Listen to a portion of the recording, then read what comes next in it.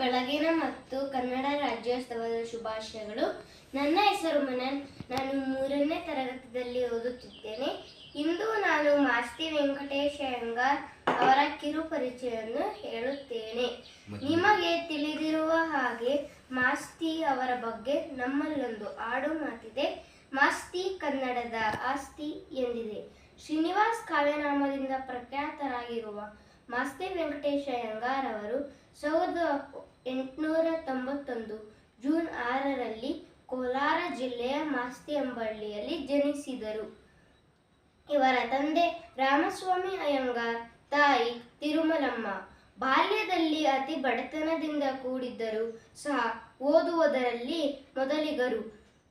1913 Mysuru civil ಪರೀಕ್ಷೆಯಲ್ಲಿ ದರ್ಜೆಯಲ್ಲಿ ಪಾಸಾದರು. ವೃತ್ತಿ ಜೀವನ ಜೊತೆಗೆ ಸಾಹಿತ್ಯವೂ ಅವರೊಂದಿಗೆ ಕೂಡಿಕೊಂಡಿತ್ತು. ಇವರನ್ನು ಸಣ್ಣ ಕಥೆಗಳ ಜನಕ ಎಂದು ಕರೆಯುತ್ತಿದ್ದರು.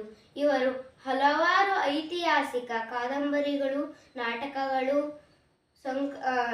ಕವನ ಸಂಕಲನಗಳು, ಸಣ್ಣ ಕಥೆಗಳು ಬರೆದಿದ್ದಾರೆ. ಇವರ ಚಿಕ್ಕವೀರ ರಾಜೇಂದ್ರ ಕೃತಿಗೆ ಜ್ಞಾನಪೀಠ ಪ್ರಶಸ್ತಿ ದೊರಕಿತು. ಇವರು 1986ರಲ್ಲಿ ಕೋಲಾರ ನಿಧನರಾದರು. ಆದರೆ ಅವರ ಹೆಸರು ಸಾಹಿತ್ಯ ಲೋಕದಲ್ಲಿ ಅಜರಾಮರ. ನಾನು ಒಂದು ಭಾವಗೀತೆಯನ್ನು ಹಾಡುತ್ತಿದ್ದೇನೆ.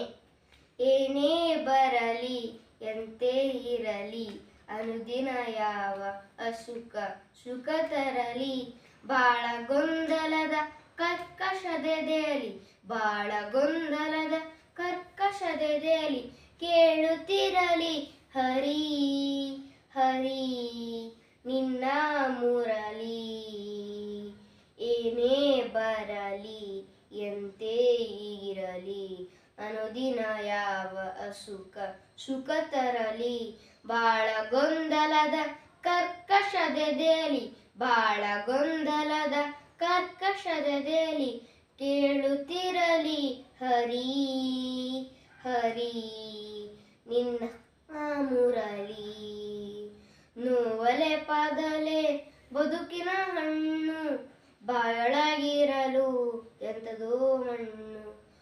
ನೋವಲೆ ಪಾದಲೆ ಬದುಕಿನ ಹಣ್ಣು, ಬಾಯೊಳಗಿರಲು ಎಂಥದೋ ಮಣ್ಣು.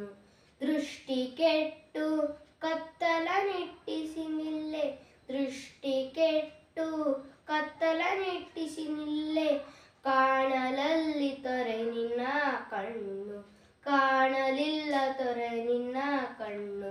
ಏನೇ ಬರಲಿ ಎಂತೇ ಇರಲಿ, ಅನುದಿನ ಯಾವ ಅಸುಖ ಸುಖ ತರಲಿ, ಬಾಳ ಗೊಂದಲದ ಕರ್ಕಶದೆದೆಯಲಿ, ಬಾಳ ಗೊಂದಲದ ಕರ್ಕಶದೆದೆಯಲಿ, ಕೇಳುತ್ತಿರಲಿ ಹರಿ ಹರಿ ನಿನ್ನ ಮುರಳಿ.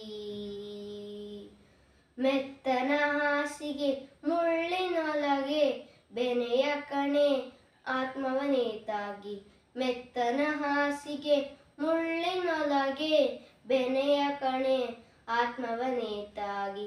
ಇನ್ನು ಏನು ಗತಿ ಎನ್ನುವ ವೇಳೆ, ಇನ್ನು ಏನು ಗತಿ ಎನ್ನುವ ವೇಳೆ, ಕೈ ಹಿಡಿದರು ನೀ ಕರುಣೆ ನೀನಾಗಿ, ಕೈ ಹಿಡಿದರು ನೀ ಕರುಣೆ ನೀನಾಗಿ.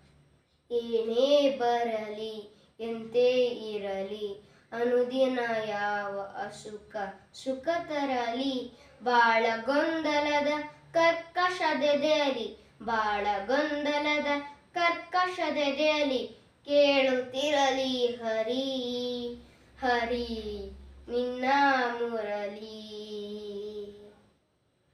ಧನ್ಯವಾದ.